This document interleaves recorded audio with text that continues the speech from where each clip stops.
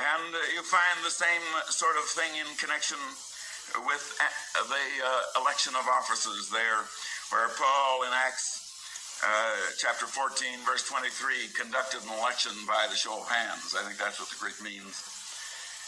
And then they ministered together with fasting and prayer. So again, this isn't a matter of asceticism. This isn't a matter of disfiguring the body. It isn't a matter of anything of this sort of thing where people have gone into extremes. But remember, it's a matter of recognizing that the body is for the Lord. And so we bring our bodies under that discipline of the Lord. And in connection with this, I want to turn for one last passage in Isaiah 58, where he recognizes something that's, I think, extremely important. This is one of the longest passages about fasting in the Bible. And it starts here and says, "Shout it aloud, do not hold back. Raise your voice like a trumpet, declare to my people their rebellion, and to the house of Jacob their sins. For day after day they seek me out, they seem eager to know my ways, as if they were a nation that does what is right, and has not forsaken the commands of its gods. They ask for just decisions. They seem eager for God to come near them."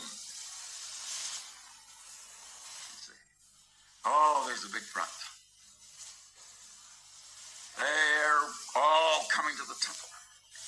They're waiting before God. They're fasting. They're saying the right things. But then when you talk to them afterwards, they said, "Lord, it didn't do us any good to fast. Why have we fasted," they say, "and you've not seen?" God didn't see it. "Why have we humbled ourselves and you haven't noticed?"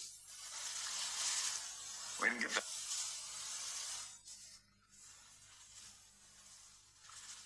Even in striking each other with wicked fists. You cannot fast as you do today and expect your voice to be heard on high. That is, there can be a fasting without that humbling of yourself, that true humbling of the inner heart and mind before God. There can be fasting without that change of attitude. And he says in verse 5, "Is this the kind of fast I've chosen, only a day for a man to humble himself, that is, outwardly? Is it only for bowing one's head like a reed, or for lying in sackcloth and ashes, the external signs of it? Is this what you call a fast, a day acceptable to the Lord?" And then he goes on to tell what God is really looking for. He says, "Is not this the kind of fasting I've chosen, to loose the chains of injustice, untie the cords of the yoke, to set the oppressed free and break every yoke? Is it not to share your food with the hungry and provide the poor wanderer with shelter? And when you see the naked, to clothe him, and not to turn away from your own flesh and blood? Then your light will break forth like the dawn, and your healing will quickly appear." That is the fasting that causes us to change our attitude, so that instead of being self-centered, we reach out to others. So that this spirit, that is the spirit of power, is also a spirit of love and of self-discipline. And so that we really come into a place where we are servants of God. Concerned not so much about ourselves or what happens to us,